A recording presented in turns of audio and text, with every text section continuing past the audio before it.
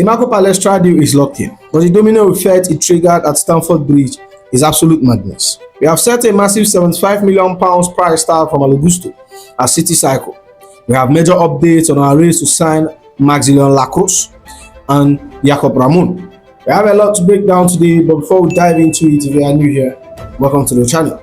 But if you have been following me for a while, you know the drill. Help your boy get to that 10k subscriber mark. Let's dive into it. Now that the initial doors have settled on the here we go from yesterday, we can actually take a step back and dissect the final details of Marco Palestra deal. Because what we are looking at on paper is a massive piece of business for us. This isn't just about flashing cash, it's about the precision of how we hijack this out of Inter's hands to deliver a crucial talent specifically requested by Xabi Alonso. To really understand how substantial this investment is, we have to look back at the exact term Fabrizio Romano when the agreement was finalized. We noted Marco Palestra to Chelsea, here we go, verbal agreement in place between all parties. Atlanta to receive package over €55 million plus sell-on clause. Long-term deal to Italian talented right wing back. Chelsea hijack Inter move and got new talent for Xabi Alonso. When you look past the initial headline, the contract length tells you everything you need to know about how highly we value his long-term selling. Fabrizio Romano further clarified on the sheer commitment we are making to his future, reporting that Marco Palestra will sign a 6-year deal valid until 2032. Palestra said yes to Chelsea. Palestra said yes to Chelsea project last night and is ready to work under Xabi Alonso. What makes this even more fascinating from our perspective is the actual financial engineering behind the scene. We have seen how messy the wage bill can get, but the board handled this beautifully by heavily leveraging his contract against our performance matrix. Lucas Chekio dropped the exact breakdown of how his weekly pay fluctuates based on our sporting success, stating Chelsea wage offer to Palestra without Champions League £100,000, with Champions League qualification in second season £140,000 per week. This is an absolute masterclass in squad management. It completely protects our financial structure if things go sideways, while giving the player an incredible £40,000 per week incentive to push us straight back into Europe elites. If we look closer at the structural layer of this transaction, the Marazzo provided the full transparency on the sterling conversion and the clauses Atlanta managed to secure. According to his breakdown, the final details are around £49.1 million plus £2.5 million in add-on, 10% sell-on clause to Atlanta, 5 years contract on a £4.3 million salary. Alonso score to the player made Palestra decide that Atlanta would accept either bid and they choose Chelsea. And that's right there. That specific call from Xabi Alonso is where the story lies. Over in Italy, Inter Milan fans are absolutely furious. They are completely livid because they genuinely believe the boy was theirs. According to La Gazzetta dello Sport, Inter is furious. A long conversation with Xabi Alonso proved influential. Alonso, who even attempted a few Italian phrases, told Palestra he had followed him extensively during his time at Cagliari and was captivated by his physicality, perfectly suited for the English football. You honestly have to love the elite manager pool of Xabi Alonso. The man is out here testing Italian phrases just to warm our top targets and lock down the talents. But don't make the mistake of looking at Palestra and assuming he's just coming in to play one rigid role in a fixed system. Can you give us a fantastic tactical look on how Xabi Alonso intends to utilize his versatility? Noting, Xabi Alonso is not expected to extensively rely on the 3-4-2-1 that brought success at Bayer Leverkusen. Palestra can also be used as a fullback as well as a wing-back on either side. However, Alonso urged his club to bring in the versatile Italy international for a reason. When you look at the big picture, the transfer of his profile represents a genuine hope for us. It is definitive proof that the board is finally backing the manager's vision, allowing Xabi Alonso to handpick the exact profile required for his footballing philosophy. Let's be completely real. Without Alonso at the wheel, we won't be looking at Palestra. He's literally the quintessential wing-back built for Xabi Alonso's side. If you dive into the boys' data, his underlying metrics are completely ridiculous across the board. The entire football world has been quietly tracking this. Even a club legend like Fabregas, who possesses one of the highest footballing IQ on the planet, publicly singled him out. Fabregas explicitly named him alongside Lacroix as the two Italian players he would love to sign above anyone else. and he deliberately went out of his way to mention Palestra first. There is an undeniable aura of quality around this player, and everything about him screams absolute world-class potential. Now, the arrival of Marco Palestra naturally triggered a domino effect in our squad, and it looks like Malo Gusto is right in the middle of the storm. The transfer market is heating up, and we are starting to see some serious movement from rival clubs looking at our right-back situation. Simon Johnson officially confirmed the growing noise surrounding the Frenchman, reporting that several clubs in the Premier League and Europe are showing interest in Malo Gusto. And it makes complete sense that teams are cycling.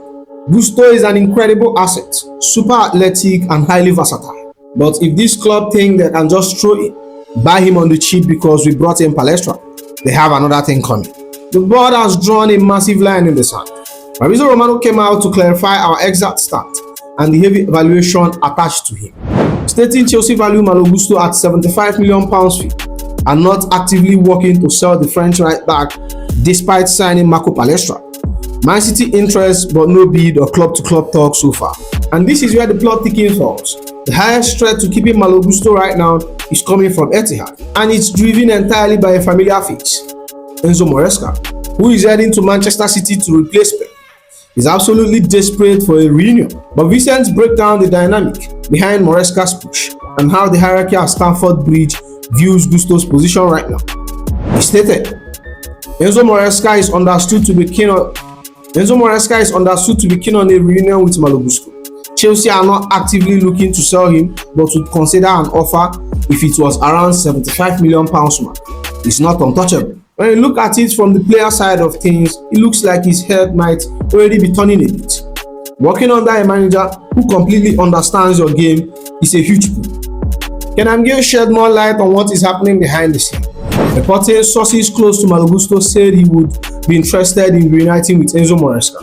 Chelsea insiders add Man City are not the only club to have indicated interest in the defender. But Fabrizio made an incredible point on YouTube regarding how highly the club internally rates him. Fabrizio confirmed Chelsea believe that Malo Gusto is a very special player in a position that is very complicated in the market to find players. This right here tells you everything about our leverage in the market. We know exactly what we have in Malo Gusto. Elite, modern right back who can seamlessly adapt to multiple tactical demands, are practically a rare breed in world football right now. But here is the catch, and this is where our financial strategy comes into play. Man City are definitely in the market for a right back to bolster their squad under Enzo Maresca, but that heavy price tag we slapped on him has given them a massive second thought. BBC confirmed that Man City are already flinching at our demand, stating sources at Manchester City has distanced themselves from a move for Malo Gusto, possibly because of the £75 million figure that has been quoted by Chelsea. But there's no doubt that the club view a new right back as a possibility this summer. Let's be completely real about what is happening here. With Marco Palestra arriving at Stamford Bridge, it feels inevitable that Malo Gusto is getting sold. Maresca is clearly the front runner to bring him over to City. If you ask me, I would absolutely sell him at that price. Slapping a £75 million price tag on Gusto is an absolute masterclass from our board. It's a classic negotiation tactics, what we call shoot for the stars, aim for the moon. We know exactly what we are doing. By setting the anchor at £75 million, we are guaranteeing that even if we compromise, we are easily clearing £50 million to £60 million on that debt. This is elite squad and asset management. Now, I know we already broke down the tactical profile of Maxence Lacroix, but now we have a massive update on where we actually stand on his operation right now. This is no longer just idle paper talk or scouting admiration. The club is officially making their move. If you are wondering how serious we are about shaping our central defense for Xabi Alonso, Fabrizio Romano just dropped a definitive status on where things stands behind the scene. Chelsea have started contacts to bring in Maxence Lacroix. Operation has top target at centre back. Lacroix open to the move, another target for Chelsea after Palestra. Now this is what we want to see. We aren't just sitting on our hands, the gears are turning. To give you the exact hierarchy of our defensive wish list and how the player is reacting to the approach, Fabrizio shed even more light on the situation during his latest update, stating, according to my information, Maxence Lacroix is in higher position rather than Jacobo Ramon. I can tell you that Lacroix is eventually keen on a move to Chelsea. So Lacroix will open door to his possibility. Contacts has already started, The relationship is also very good with Chelsea and Crystal Palace. That good relationship with Palace board is going to be absolutely vital for us here, especially since they aren't under massive financial pressure to sell. But I've maintained from day one when we first discussed it, Lacroix represents a very highly functional profile for what our backline is missing. No one is calling him fully polished, undisputed world-class asset just yet, but he has the raw physicality and the recovery strength that we desperately need to anchor ourselves. Seeing us actively accelerating these talks potentially makes him our second major signing of the summer. Shows that the board is pushing ahead with real intent. Now, if we decide to keep cooking in the market and secure our second centre back to completely bulletproof our defense after Maxence Lacroix, we have a major update on another profile heavily under consideration. We aren't just monitoring him anymore, this situation is actively developing. The Athletic dropped a key update detailing our concrete interest in Como breakout star, reporting that Chelsea are interested in Como defender Jacobo Ramon. The 21 years old is one of the multiple names under consideration as Chelsea explore their options for a new centre-back this summer. Ramon played under Chelsea head coach Xabi Alonso in 2018 to 2019. Having that existing historical relationship with Xabi Alonso is a massive advantage for us. Xabi already knows exactly how the boy ticks, how he possesses tactical instruction, and what his baseline potential looks like. But what makes this latest update even better is how we managed to progress these conversations. This isn't just a standard pepper talk. It's coming up through a brilliant bit of transfer opportunism. Fabrizio Romano broke down the exact nature of the current club-to-club dialogue on his YouTube channel, explaining that another player Chelsea appreciates in Italy is Jacobo Ramon. He's a player that Chelsea are tracking. They spoke to Como because of Chalobah, so Chelsea and Como are talking. Chalobah was asked by Como, and then Chelsea asked of Jacobo Ramon. This is exactly how elite club operates in the modern market. Como comes to us asking for Trevor Chalobah, and instead of giving them a yes or no, we immediately pivoted the conversation towards checking the availability of one of the most highly rated young defenders in Italy. It's pure leverage. And let's be real about where we stand with the player himself. If we decide to pull the trigger for our second centre-back, Jacobo Ramon feels like an ideal profile for our long-term vision. He stands at a massive 1.95 meters, he's incredibly tall, his technical ability on the ball is genuine top tier. For a modern side that wants to build out of the back under Xabi Alonso, having a centre-back who is completely composed under pressure is mandatory. Obviously, at just 21, he still has his flaws and some rough edges to smooth out. But this is normal. Centre-back rarely peaks at that age.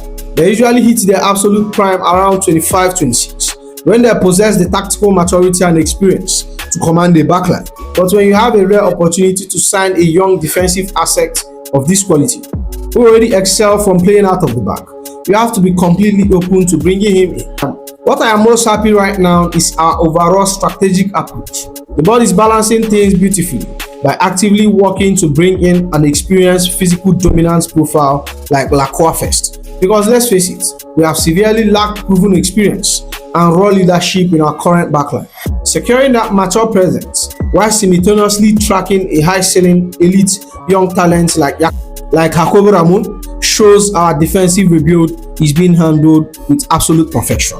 And with that said, that's the end of the video, my friends. Make sure you like, comment, and subscribe, and I'll see you in the next one. You go be.